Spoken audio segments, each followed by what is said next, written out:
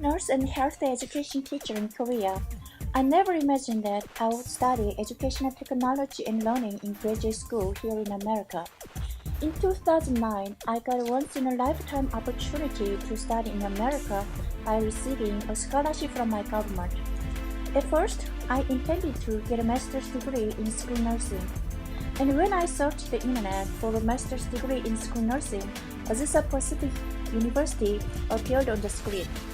However, I realized that the skills and knowledge taught in a nursing program in America could not be applied to my practice in Korea because the systems are incompatible.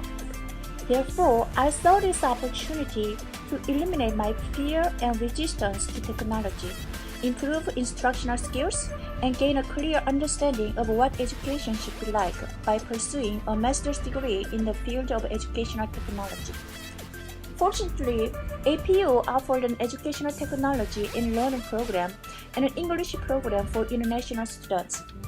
I didn't hesitate to apply to APU because I needed to improve my English proficiency skills before I entered the graduate program. So, my journey to APU started on December 31st, 2009 when I arrived here in Azusa, California. After taking 12 classes in the EdTech program at APU, I can confidently say that choosing the Educational Technology and Learning program over the School of Nursing program was an excellent choice. I have no doubt that the accomplishments and experiences I have had for the last 2 years will have a profound and lasting effect not only on my educational career but also on my personal life. I've gained a lot of confidence by overcoming many difficulties coming from my lack of technology and English skills. I still remember the fear in my first class, EDUC512. I was not able to understand what the professor was talking about because of my limited English listening ability. Also, I was not a fast learner at all when it came to technology. I felt as if I was surrounded by enemies on all sides, and I was terrified by the thought that I'll probably fail the class.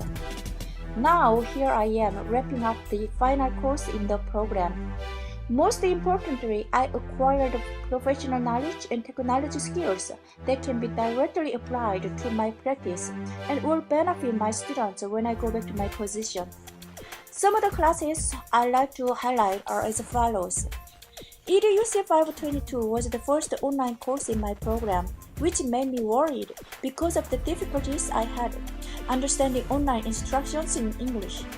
But when I completed the course, I gained confidence to continue taking online classes.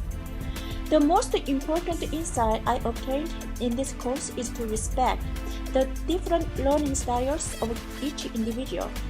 I acquired this insight through studying the multiple intelligence theory by Howard Gardner.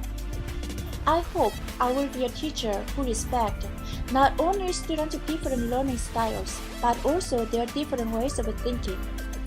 In the EDUC 514 class, I acquired useful knowledge and skills such as the rules of composition, editing, and sound effects, which helped me make videos.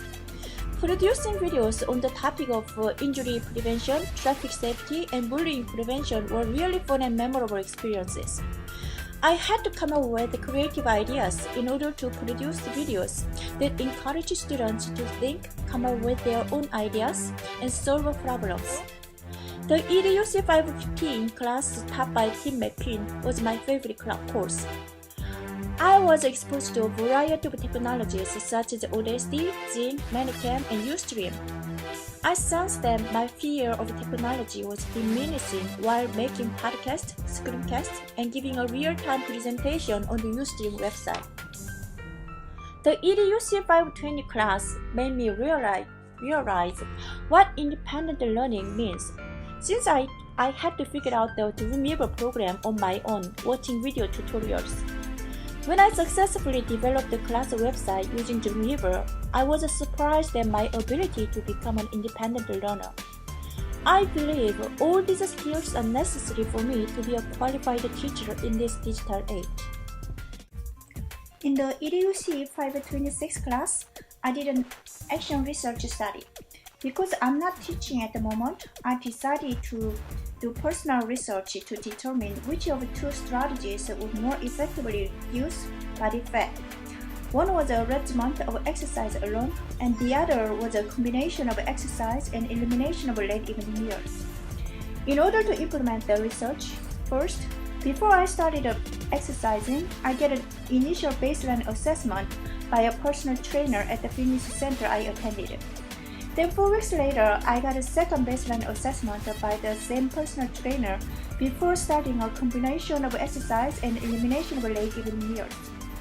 Second, the types, times, and duration of exercise were the same during the two periods. I exercised 4 times a week for 2 hours. 1 hour was allotted to cardio exercise, such as walking on the treadmill.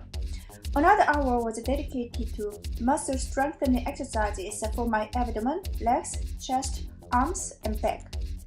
Third, I started writing a journal to keep track of how my body responded to the sudden suspension of late evening meals and how successfully I could control the cravings.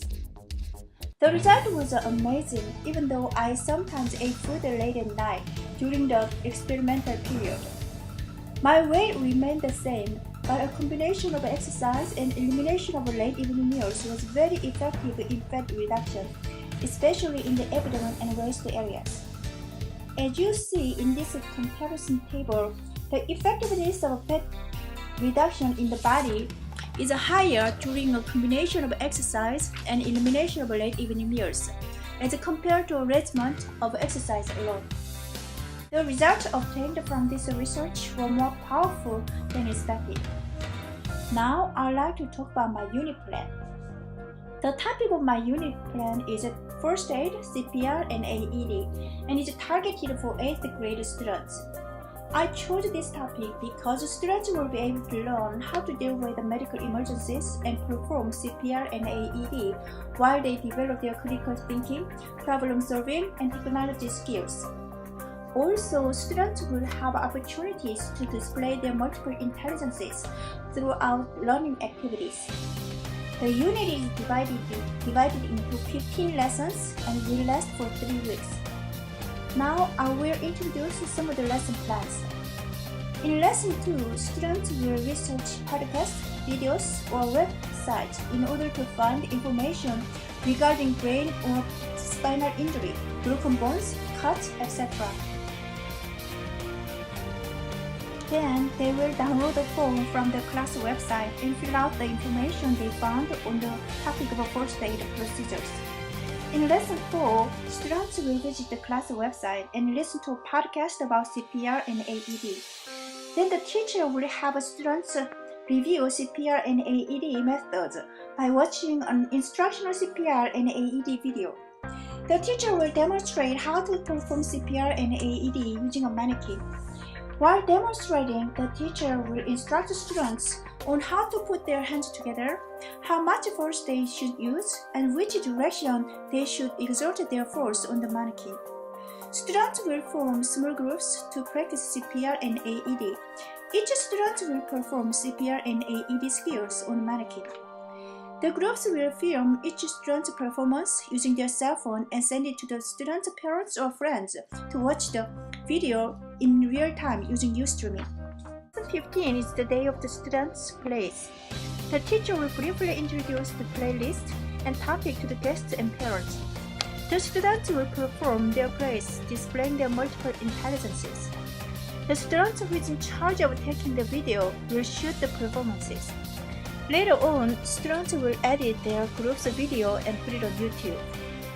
I believe what I have experienced and achieved for the last 2 years in America will be a foundation for me to start a new chapter in my life.